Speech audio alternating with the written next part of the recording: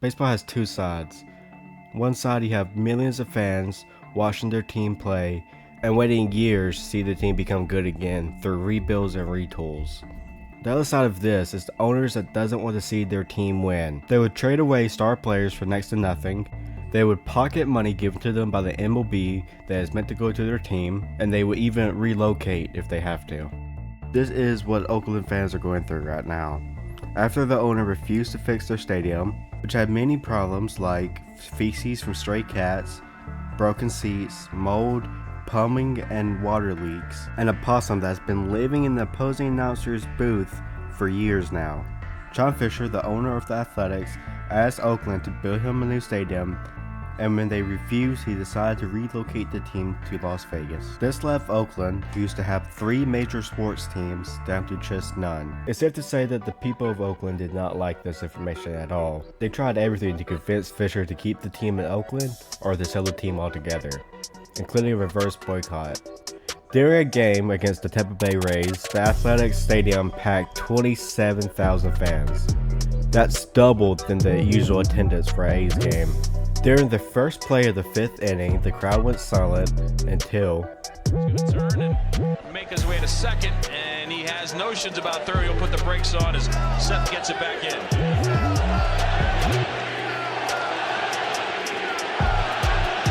The crowd goes silent and now getting very loud at the Coliseum.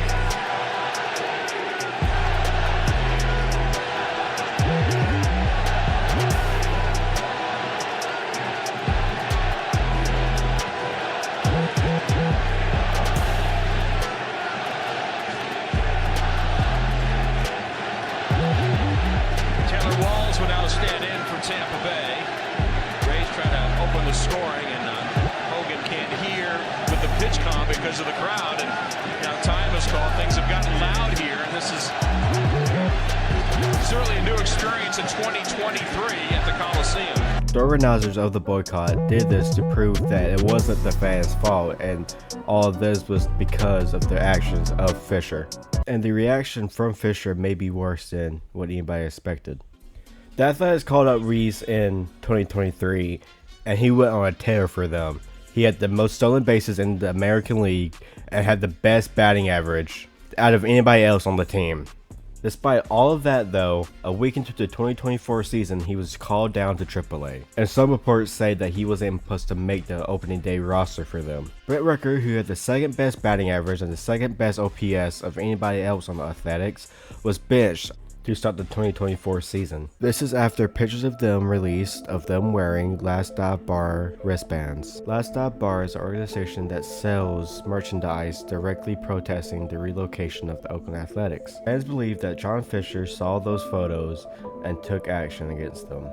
The MLB has what is called a competitive balance tax in place of a salary cap. The tax regulates the total sum of money given to any team to spend on their roster. The money is divided and given to teams that play in smaller markets. For teams like the Pittsburgh Pirates, they won't see any of that money as it goes straight to the owner, Bob Nutting. Bob Nutting is notorious in Pittsburgh for being extremely cheap and having awful management in his franchise. In 2013, Garrett Cole made his debut with the Pirates in a game that he won. During his time with the Pirates, he posted a record of 59 wins and 42 losses with an ERA of 3.5. He had 700 strikeouts and finished 4th in Cy Young voting in 2015. The following offseason, he was traded to the Astros for 4 players. Out of the 4 players, Joe Musgrove is the only active player and the only player to post a positive career WAR. Trades like these for the Pittsburgh Pirates wasn't uncommon. Fanfares like outfielder Andrew McCutchen and Neil Walker was traded for basically next to nothing. Bob did this to keep his payroll down and to keep his team eligible for the tax. At least these owners was not alleged to be a Nazi, a racist, or homophobic during their time as owners of these franchises, unlike our next owner. Moss Schott was the owner of the Reds from 1984 to 1999. After her purchase, the Reds won the 1990 World Series. Baseball fans loved her. She kept her tickets and concession prices low. She attended Reds games and sat in a regular box seat at the stadium and often signed autographs. She allowed groups of children to run on the field, but no matter what, she bought her dog a St. Bernard wherever she went. But she was cheap. She complained about having to pay players that was on the injured list, and although she was happy about winning the World Series, she was annoyed that her team swept the Oakland Athletics in 4 games.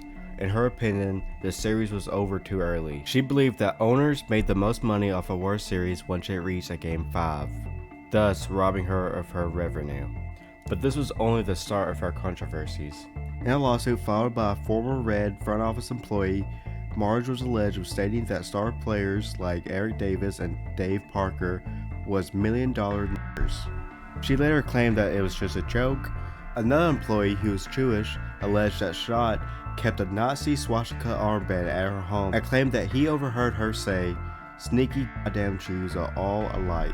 She later claimed that the armband was a gift, but stated that she felt Adolf Hitler was initially good for Germany and that he went a little too far. In 1994, Schott got mad at her players for wearing earrings, saying that, "I was raised to believe that men wearing earrings are fruity." In 1995, she fired manager Davey Johnston even though they won their division and made it to the NLCS, just because she did not approve of Johnston living with his fiancée before they was married. On opening day in 1996, home plate umpire John McShirley called timeout and motioned towards the Reds dugout for medical attention. After taking a few steps, McShirley collapsed and was pronounced dead on arrival at the University Hospital about an hour later. The other umpires decided to post the game to the next day, and Schott was visibly upset that the game had to be postponed. Her actions and comments led to her a total of 3 suspensions before she decided to sell the team to a group of Cincinnati businessmen. The Montreal Expos was the best team in the National League in 1994. Their roster had a good mix of young players and veterans. They got off to a fast start when the player strike began on August 12th. The Expos had the best record in all of baseball at 74 wins and 40 losses. And they was on pace to win 106 games. They averaged almost 24,000 fans, but none of that was gonna last. A year later, the majority of the star players that was on their team was gone in a cost-cutting tsunami that slashed more than 25% of their team payroll. They won 31 games less and failed to make the playoffs, and their attendance dropped by a full 10,000 per game. Jeffrey Loria, who wanted a baseball team for quite some time, bought the team in 1999, but the city made it very clear that they was not going to build him a new stadium when millions of dollars was still owed to the existing stadium. Later on though, the city warmed up to the idea of a new stadium and designed a ballpark for him. The ballpark was ready to be built using a combination of public and private funding and was going to be ready for the 2002 season. However, Loria demanded the city pay a higher percentage of the building costs, and later the city decided to cancel the project altogether. In 2000, Loria's demands for increased broadcasting right fees was so high that the team could not find any English-speaking radio or television stations to carry their games. Manager Philippe Alou, who had been with the organization for 27 years, was one of the most beloved Expo. He was offered a hefty contract to leave Montreal and to manage the LA Dodgers, but he refused, citing loyalty to the Expos. A short time later, Loria fired him and replaced him with a personal friend. Loria ended up buying the Marlins in 2002 and gave the MLB the Expos.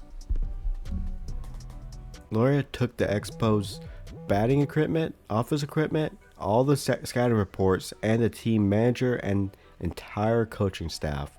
The team was left with nothing and was almost expelled from the league along with the Minnesota Twins if it wasn't for a lawsuit. Major League Baseball allowed the team to play in 2002 but made it very clear that they was ready to expel them sometime after that season.